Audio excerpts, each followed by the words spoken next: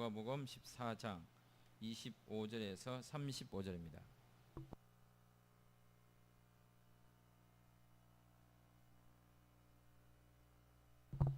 누가복음 14장 25절에서 35절.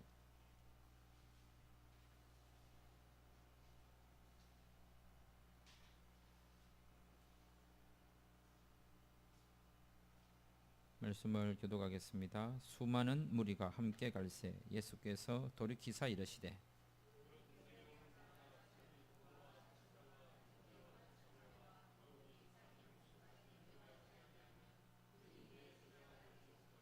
누구든지 자기 십자가를 지고 나를 따르지 않는 자도 능히 내 제자가 되지 못하리라.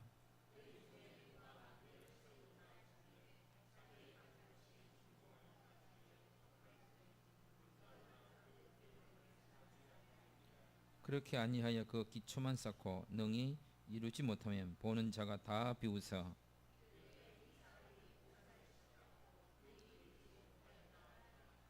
또 어떤 임금이 다른 임금과 싸우러 갈 때에 먼저 앉아 1만 명으로서 저 2만 명을 거느리고 오는 자를 대적할 수 있을까 헤아리지 아니하겠느냐.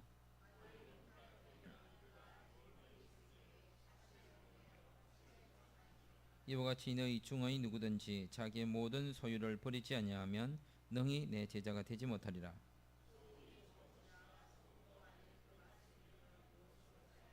땅에도 구름에도 쓸데없어 내 버리느니라. 들을 귀가 있는 자는 들을지어다 하시니라.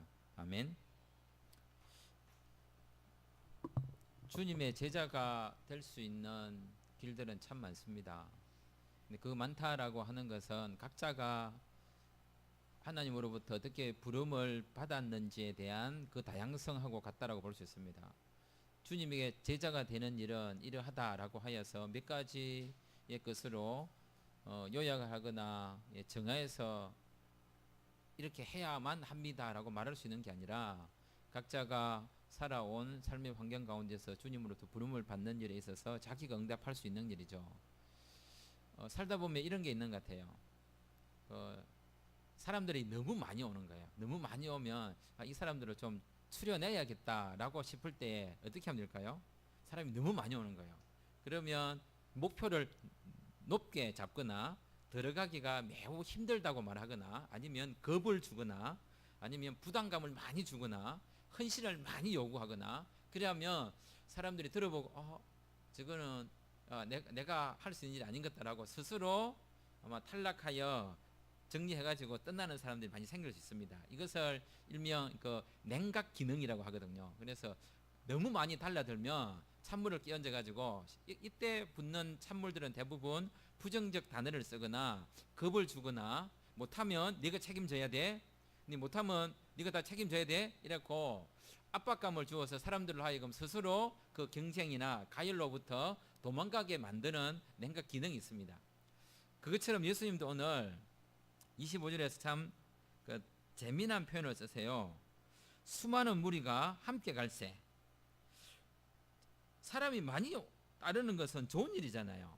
근데 예수님께서 이게 아마 뭔가 좀 하시고 싶은 이야기를 사람이 많이 따를 때에 해야 될 어떤 말이 있었던 것 같습니다. 그래서 특별히 수많은 무리가 함께 갈새 예수께서 돌이키사 이르시되 쭉 하고 있는 사람들이 막 따라온 것 같아요. 그래서 좀 적당한 무리가 차기까지 기다리셨는지 아니면 많이 따라오기를 기다렸다가 그때가 되면 내가 말을 해줘야지 라고 했는지 모르지만 이 따르는 사람들을 향하여 26절로 이야기하는 거예요. 무릇 내 제자가 되려면 바꿔 말하면 이렇게 하면 내 제자가 못 된다 라고 이야기하는 거예요. 주님의 제자가 안 되는 방법을 알려주는 거죠. 그죠? 주님의 제자가 안 되는 방법이 있습니다. 근데 주님의 제자가 안 되는 방법을 누구에게 말하고 있냐면 수많은 무리에게 말하고 있다는 사실이에요. 이것은 어쩌면 많이 따르는 사람들에게 겁을 주고 있는 거죠. 무섭지? 그렇게 하면 지옥 간다? 그러면 벌 받는다? 그럼 네가 다 책임져야 돼? 그래서 강한 의조로 25절, 26절에 했습니다. 주님의 제자가 되지 않는 방법, 형제와 자매와 더욱이 자기 목숨까지 미워하지 않으면 주님의 제자가 안 되는 거예요. 이 사람들에게 이 말을 했으니 거기서 얼마나 많은 사람이 떨어져 나갔겠습니까? 그죠? 이건 아니다. 어떻게 내가 부모와 처자와 형제와 자매와 더욱 자기 목숨까지 미워하면서까지 내가 이 예수라고 하는 분을 따라야 될 이유가 있는가? 라고 질문했을 수 있습니다. 예수님께서 하시는 행동을 우리의 삶에 잘 적용해 보면 우리는 사람이 많이 모이면 더 부드럽게 이야기하잖아요. 그죠? 부드럽게 이야기하고 사람이 적게 모이면 강하게 이야기하거든요. 예수님하고 반대로 이야기하죠. 예수님은 사람이 많이 모였을 때 강하게 이야기하실 거요. 사람이 적게 모이면요 아주 세밀하고 차분하고 상세하게 하나님의 나라와 그 뜻과 비밀들을 알려주셨습니다. 너무 다르지 않습니까? 쉽게 말하면 이런 거죠. 교인들이 많이 모여 있는 데는요 설교를 아주 부드럽게 하고요, 우리 목사님 표현하면 십자가 떼고요, 막 이런 이야기 하고요. 사람이 적게 모였을 때 이 사람들에게는 막 강하게 해도 되는 줄 알고 막 밀어붙이는 거예요. 더 헌신해라. 그래서 더 몰아붙여 가지고 더 뭔가를 하게 만들어야 더 가까이 있는 제자를 만든다고 생각하는 것 같아요. 근데 예수님은 그렇게 하시지 않고 무리들에게 오히려 더 강하게 이야기했습니다. 무리들에게 무슨 이야기 했습니까? 26 주님의 제자가 안 되는 방법을 알려주는 거죠. 이 말은 주님의 제자가 되는 방법이라고 말할 수 있습니다. 예수님은 주님의 제자가 되는 일에 있어서, 예수님을 따르는 일에 있어서 긍정적인 용어를 쓰시기보다는 부정적 용어를 쓰셨어요. 얼마나 강한 어조로 부정적인 안 되는 방법을 알려주시고 모든 쓰시는 단어 하나하나가 오늘 보신 25절부터 35절에는 긍정적 단어는 단 한마디도 없습니다. 하나부터 열까지 예수님은 왜 이렇게 뺐다 가십니까? 쓰시는 용어가 부정적이에요.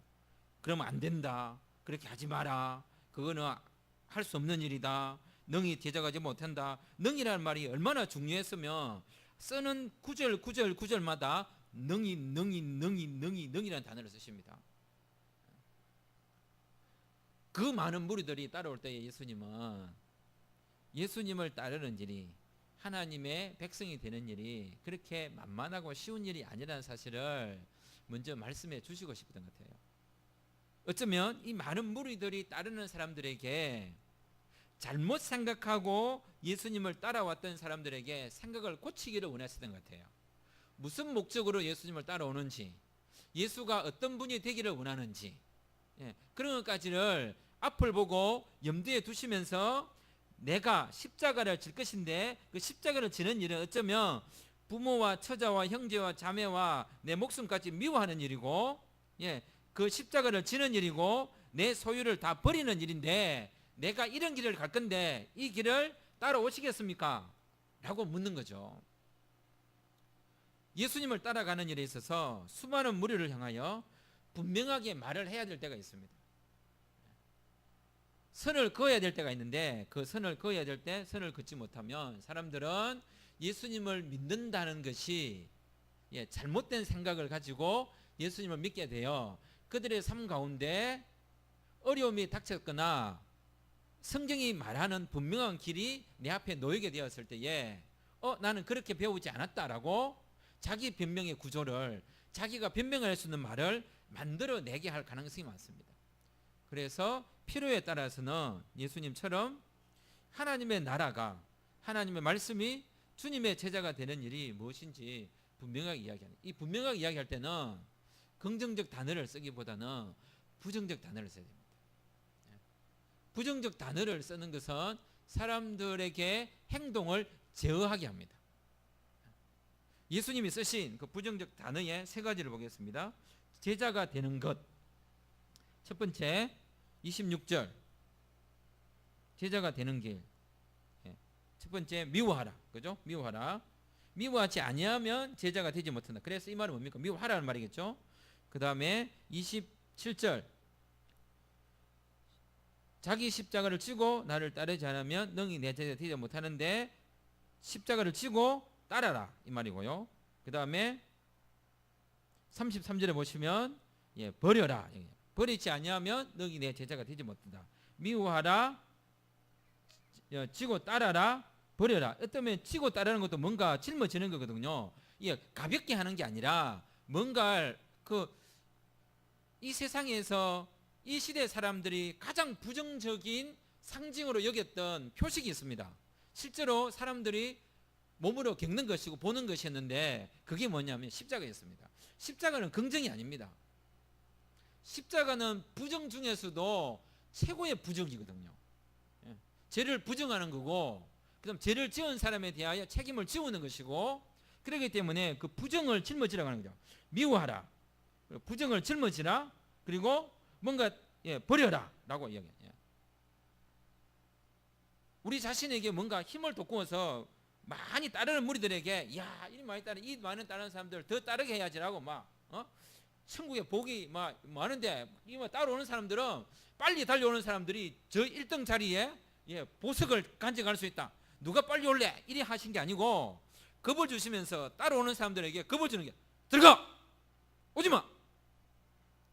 따라오려면 부모와 처자와 형제와 자매와 자기 목숨을 미워해야 돼. 따라오려면 십자가 져야 돼. 따라오려면 소유 다 버려야 돼. 이게 말할 때 얼마나 많은 사람들이 떨어져 나갔겠습니까? 툭툭툭툭 떨어져. 이거 보면서 그거 생각나지 않으세요? 기도원의 300용사 생각나지 않으세요? 겁을 딱 주셨잖아요. 겁나는 사람 돌아가 이렇게 우 돌아갔고요. 뭐 또 한 사람 돌아가니까 우 돌아가고요. 또 다 돌아갔어요. 그 다음에 걸어가다가 목이 마르니까 물을 마시는데 엎드려서 벌겋게 마시는 사람 돌아가. 똑같거든요. 얼마나 많은 사람이 주님의 제자가 될는지는 우리는 알지 못하지만 예수님께서 우리에게는 그렇게 우리가 생각하는 만큼 어쩌면 더 호락호락하지 않을 수도 있습니다. 아니면 이게 어쩌면 시험을 하시려고 겁을 주는 것일 수 있어요. 겁먹고 돌아가는 거죠. 그게 아닐 수도 있는데, 그럼에도 불구하고 주님을 따르게 되었을 때에, 그럼에도 불구하고 십자가를 지게 되었을 때, 그럼에도 불구하고 자기 소유를 버리게 되었을 때를 계산해 보면 어떤 결과가 올지는 분명하게 장담할 수 없지만 부모와 처자와 자매와 형제와 자기 목숨을 버린 것과 비교되지 않을 정도로, 자기 십자가를 지고 따른 것과 비교되지 않을 정도로, 내 소유를 다 버린 것과 비교되지 않을 정도로 훨씬 더 필요한 맛을 낼 수 있을 텐데 이 말에 사람들이 겁을 먹고 돌아가게 된다는 거죠. 예수님의 제자가 되는 일은 우리 삶 가운데 나를 힘돋게 막 하는 것도 필요하지만 필요에 따라서는 내가 잘못 생각하고 있는 것에 대하여 과감하게 잘라야 되는 부분이 있다는 거죠. 그 자르는 부분은 대부분 뭐냐면 내 삶에 너무 익숙한 것들이에요. 잘라내기에 너무 아픈 것들입니다. 잘 생각해 보십시오. 자, 마지막부터 소유를 잘라낸다는 것 얼마나 아프겠습니까? 이 소유를 내가 어떻게 쌓아왔는데, 이 소유를 내가 어떻게 버렸는데, 내가 여기까지 오기까지 어떤 삶을 살아왔는데 이걸 다 버린단 말이야. 대부분 부정적인 것으로 인하여 주님을 따르는 일에 있어서 정리를 해야 되는 것들은 나와 매우 가까운 것이고 애착성을 가지고 있는 것이고 쉽게 결단하기 어려운 것입니다.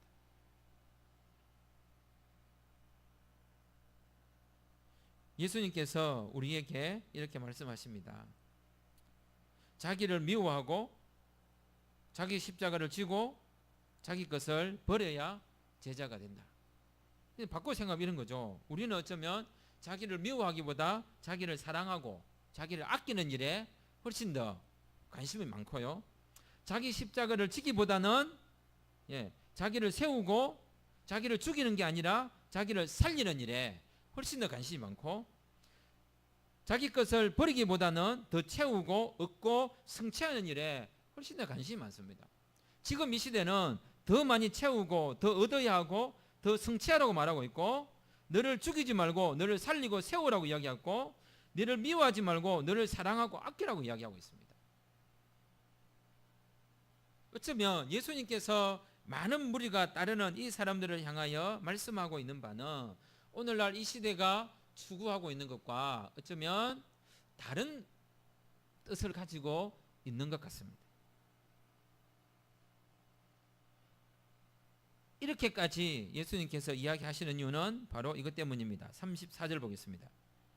34절 같이 읽겠습니다. 시작.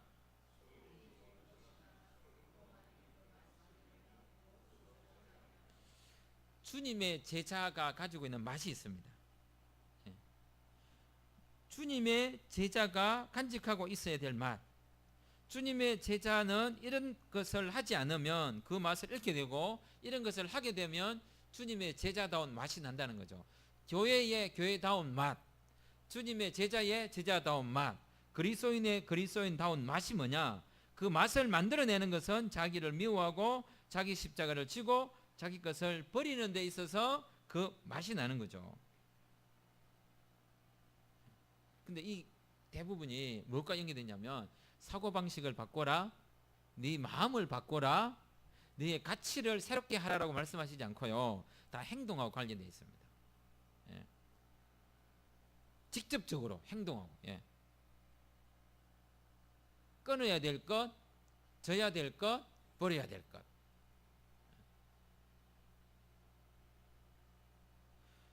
만약에 그렇게 하지 않았을 때 어떻게 되느냐? 35절 땅에도 그름에도 어떻게 된다 하냐면 쓸데없어진다. 쓸모없어진다. 예. 교회가, 그리스도인이 맛을 잃어버리면 쓸모없는 게 있어요. 예. 쉽게 말하면 있으나 마나, 저기 있으나 아무 쓸모가 없는 땅만 차지하고 있는 거죠. 예. 그래서 땅에도 그럼에도 쓸데없는 거예요. 예. 쉽게 말하면 어쩌면 좀 비아냥거리는 소리를 안 들렸으면 좋겠고, 오해하지 말았으면 좋겠습니다. 크게 지었어요. 그리고 큰 땅을 차지해요. 맛을 잃어버렸어요. 이게 바로 이 말 하는 거 똑같은 거죠. 땅에도 그럼에도 쓸데없게 되는 거죠. 예. 오히려 크게 지어갖고, 예. 뭡니까? 교통만 혼잡하게 만들고, 예. 주민들 시끄럽게 만들고, 예. 오해하게 만드는 거죠. 사람들이 기본적으로, 예. 사람들이 들어보세요. 저한테 뭐 기대하겠습니까? 딱 보세요. 기대할 만한 게 없잖아요. 예? 작죠? 왜소하죠? 보잘것없죠? 기대할 게 하나도 없습니다. 근데 딱 보게 TV에서 백성이죠. 크죠? 힘있어 보이죠? 쓸모있게 보이잖아요. 예? 그런데 일을 시켰는데 큰데 일도 안 하고 힘 좋아 보이는데 힘도 못 쓰고, 뭐 덜을 하면 허리 아프다고 이러면 이게 바로 똑같은 거네요. 쓸데없어 내어 버리게 되는 거죠. 이게 똑같은 거 아니겠습니까? 이게 커요. 커. 너무 크게, 사람들이 너무 많이 모였어요. 그런데 맛이 없어요. 이게 똑같은 거 이야기하고 있는 겁니다. 이게 다른 말 하는 게 아니라, 성경에서 분명히 25절에 수많은 무리가 있었는데 맛을 잃어버리니까 땅에도 그럼에도 쓸데없어 내어 버리게 된다는 거죠. 내어 버린 것으로 끝나는 문제가 아닙니다. 내어 버리게 되면 그 공간만 또 차지하고 있습니다. 에? 이게 이중 삼중으로 얼마나 피해를 끼치게 되는지. 사람의 기대감이란요, 당연한 거거든요. 예, 볼품이 있으면 당연히 기대감이 많을 수밖에 없어요. 아이에게 뭘 요구하지 않습니다. 그 나이와 그 위치와 그 자격과 그 환경과 그 여건을 갖추고 있으면 거기에 맞는 생각을 갖는 것은 불합리하거나 과한 생각이 아니라 당연하게 드는 생각이거든요. 에? 그 당연하게 드는 생각을 가지고 왜 그렇게 하지 않으세요? 물었는데 왜 우리가 해야 되냐고 라고 말하는 것은 맛을 잃어버린 것으로서, 예, 쓸데없는, 쓸모없는 것이 되는 거죠. 왜 그랬을까요? 그 큰 무리는 당연히 자기를 사랑했고, 자기를 죽이기보다 자기를 세우고 살리려 했고, 예, 내어놓기보다는 채우고 얻고 성취하는데, 예, 그렇게 많이 거두는데도, 예, 더, 예, 얻으려고, 더 모으려고, 예, 덩치를 키우는 일에, 예, 온 힘과 에너지를 쏟고 있는 거죠. 진정 하나님께서 요구하는 것이 무엇인지에 대한 분명한 생각을 해야 됩니다. 주님의 제자가 쓸모 있는 사람이 되어야 되고, 주님에게 쓸모 있는 사람이 된다는 것은 결국 뭘 이야기하냐면 35절에 땅에도 그름에도, 이 말은 하나님에게, 예수님에게 뭐 이런 말이 아니에요. 땅에도 그름에는 뭡니까? 세상에 쓸모 있는 그리스도인, 세상에 쓸모 있는 교회, 세상에 쓸모 있는 사람이 되라는 말입니다. 그래서 앞에서 이야기할 때에 하나님의 나라 이야기할 때 뭐였습니까? 일상적으로 표현된 하나님의 나라, 삶 가운데 적용되는 나라, 아주 가까운 용어를 사용하여 당신의 나라를 설명하시는 예수님, 따르는 무리들에게 친숙한 용어를 쓰셔서 당신의 진리와 복음을 말씀하시는 예수님. 소금은 뭐 대단한 게 아니잖아요. 그냥 우리 일상생활에 필요한 거잖아요. 그냥 사소하게 필요한 거거든요. 주님의 제자가 되는 일은 무슨 거창한 일을 하는 일이 아니라 그냥 사소해 보이지만 필요하고 도움이 되는 것으로서 자리매김을 해가는 것입니다. 자, 그렇다면 주님의 제자가 되기 위한다면 뭘 하라고 이야기했냐면 이런 이야기를 했습니다. 31절과 32절에서 이야기했습니다. 그 비용을 계산해보고 헤아려봐라. 정말로 주님의 제자가 되는 일에 있어서 뭐가 유익한지, 뭐가 도움이 되는지 생각해보라고 이야기하고 있습니다. 주님의 제자가 되는 것이 과연 그 헤아림과 계산으로 자신의 삶을 들여다보고 생각해 보았을 때에 주님의 제자가 되는 것이 진짜 도움이 되는 건지,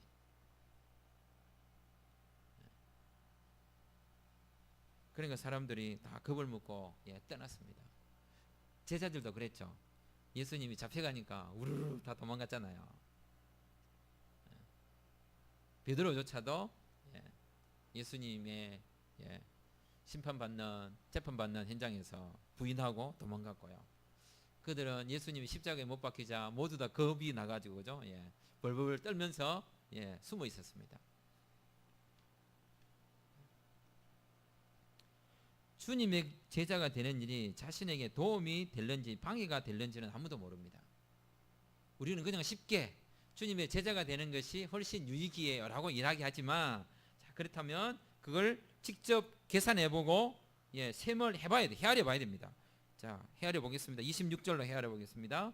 주님의 제자가 되는 일이 이익이 되는지 손해가 되는지 헤아려 본 결과, 자, 어떻게 헤아리라고 알고 있습니까? 내게 오는 자가 자기 부모와 처자와 형제와 자매와 더욱이 자기 목숨까지 미워하라. 자, 계산해 보셨습니까? 이익이 될까요? 손해가 될까요? 손해입니다. 자, 두 번째 또 보겠습니다. 27절. 자, 십자가를 지라. 이익이 됩니까? 손해가 됩니까? 이거 완전 생고생이죠. 그래서 지금은 날씨가 좀 좋아졌을 당이죠. 7월 중순, 8월 초 이때 십자가 지고 올라가라 했으면 어찌 되겠습니까? 오늘 만약에 그 낚시하는데 십자가 지고 낚시했으면 그냥 빠져 죽고 말죠. 예수님의 말씀이 생각나요. 연자맷돌을 메고 차라리 빠져 죽는 게 낫지 십자가 메고 낚시하겠습니까? 해 쨍쨍 내리치고 십자가 메고 이래가고, 그죠? 고기도 안 잡히는데 십자가 매였을지라도 고기가 잘 잡히면 기분 좋아요. 근데 십자가 본 인간을 보고 와 멋있다고 말하는 이 세상 사람 아무도 없습니다. 이게 바로 중요한 문제입니다. 누가요 십자가 지고 있는 사람을 멋있다고 볼 수 있는 사람이 이 세상에 누가 있겠습니까? 미친 우리나 십자가 지고 예수님이 아름다워 보이지만 십자가 지고 있는 사람이 아무도 좋아 보이지 않습니다. 어떻게 그게 좋아 보이겠습니까? 더운 여름에 짐 이고 끙끙 다니는 거 아름다워 보이세요? 이거 손해거든요. 그 다음에 세 번째 묻습니다. 33절. 이와 같이 너희 중에 누구든지 자기 소유를, 모든 소유를 버리지 아니하면 버려라. 이거 당연히 손해죠. 소유를 다 버리는데. 예수님이 아주 강력한 단어를 쓰십니다. 모든 소유, 네 목숨, 자기 십자가, 그리고 능히, 얼마나 강하게 이야기하시는지 모릅니다. 대충 이야기해서는 사람들이 못 알아듣거든요. 예수님은 필요에 따라서는요 과감하게 베드로가 예수님 앞에서 주님 당신 십자가 짓지 않을 겁니다. 그리하지 마옵소서 하니까 딱 강력하게 이야기하잖아요. 네가 하나님을 생각하지 아니하고 사람이를 생각한다. 사단아, 네대로 물러가라. 자, 그럼 여기서 우리가 질문해 봐야겠죠. 가족을 향한 내가 주님의 제자가 되는 데 있어서 26절을 어떻게 적용해야 내게 손해가 될 수 있을까? 가족을 향한 손해는 무엇이 있을까? 다 가족이잖아요, 그죠? 자기 부모, 예? 그 다음에 처자, 형제, 자매, 또 자기 목숨과 관련해서 내가 뭘 하면 손해가 될 수 있을까? 그거 지금 묻고 있는 거죠. 어떤 손해되는 행동을 할 수 있겠느냐?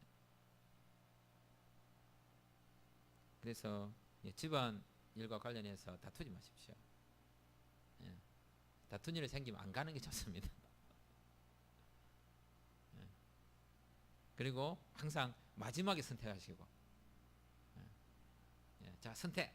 내가 먼저 선택하기보다는 제일 마지막에 선택하고, 다 감당할 수는 없지만 최소한 내가 감당할 수 있을 정도의 부담을 져주는 형태로 다가가는 것을 요구하는 거죠. 왜냐하면 그렇지 않으면 이 말을 잘못 이해하면 그죠? 예수님이 이런 말 했거든요. 보이지 않는 하나님을 사랑하려고 하지 말고 보는 바 네 형제와 가족을 사랑하라라고. 이 두 말씀은 충돌하거든요. 내가 주님의 제자가 되는 일과 관련해서 내 부모와 처자와 형제와 자매와 더욱 내 자신과 관련해서 내가 어떻게 주님의 제자로서 손해보는 행동을 할 수 있겠는가? 그거 지금 묻고 있는 것 같습니다. 그리고 십자가를 지는 일에 있어서도 어떻게 내가 그것을 손해되는 행동으로 만들어갈 수 있는가? 자신의 소유를 버린 일에 있어서도 어떻게 손해되는 행동을 할 수 있겠는가? 그렇게 해야 사람들이 볼 때에 뭐라고 이야기하겠습니까? 예. 사람들이 보겠죠, 그죠? 예. 보고 이야기할 겁니다. 29절과 30절 이렇게 이야기했습니다. 그렇게 아니하여 그 기초만 쌓고 능히 이루지 못하면 보는 자가 다 비웃는다 해서 비웃는다. 그래서 이게 비웃는다는 말은 35절에 쓸데없는 말하고 똑같고 34절에 맛을 잃은 것과 똑같고 26절과 27절과 33절에서 능히 내 제자가 되지 못하는 것 똑같습니다. 능히 예수님의 제자가 되지 못하면 비웃음을 사게 되고요. 맛을 잃게 되면 비웃음을 사게 되고 쓸모없게 되면 비웃음을 사게 될 겁니다. 이게 다 비웃음을 사게 되는 거죠. 이 땅에서 교회가 그리스도인들이 왜 사람들에게 이렇게 비웃음을 많이 삽니까? 기독교 뭐 한다면 다 비웃습니다. 이제 더 이상 뭐 놀랄 것도 없다 이랍니다. 이보다 뭐 더 놀랄 일이 뭐 있노? 워낙 뭐 교회는 뭐 예수님이 돌아가서 십자가에 돌아가셨다가 3일 만에 부활한 것보다 더 놀랄 일들을 이 땅에서 너무 많이 하니까 뭐 더 이상 예수님이 부활한 것이 놀라운 게 아니라 예수님의 부활하신 걸 믿는 사람들이 하는 일들이 더 놀랍다. 그래서 비웃고 있습니다.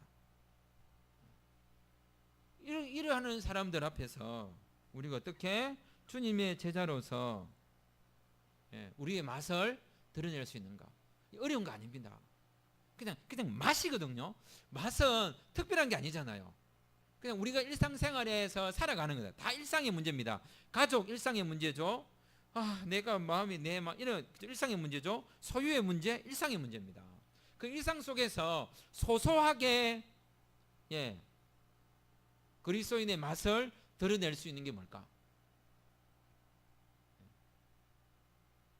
혹시라도 뭐 집을 세입자에게 내준 게 있으면 그 사람들에게 친절하게 하시고 또 직원을 부리면 조금 어제보다는 오늘이 조금 낫게 요걸 뭐 대바가지 하다가 이제는 말씀 듣고 뭡니까 네바가지만 하시고 그렇다고 안 하는 거는 무리거든요. 안 하면 그 사람들이 놀랍거든요. 너무 놀라게 하면 안 되거든요. 그러니까 조금씩 완화시켜 가도록 본이 너무 많이 바뀌면요 이만큼 강만큼 어떻게 될까요? 이만큼 더 돌아옵니다. 그래서 사람이 갑자기 결심을 하게 되면 훅 결심하거든. 내가 내일부터는 거짓말 안 할 거야. 이게 고민이 돼가지고요. 또 다른 거짓말을 만들어냅니다. 그러니까 조금씩 조금씩 살도 한꺼번에 빼면 요요 현상이 생겨갖고 이만큼 줄였다가 이만큼 불어나잖아요, 그죠? 예.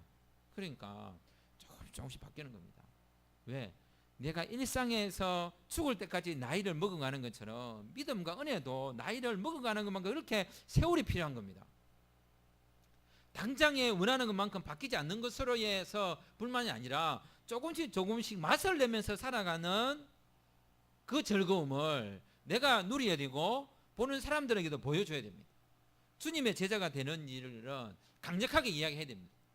하지만 그 강력함이 자신으로 하여금 어떻게 일상생활에서 살아가야 될지를 결심하게 만드는 것입니다. 그래서 예수님께서 마지막 말씀을 하셨습니다. 35절 들을 귀가 있는 자들은 들을지어다.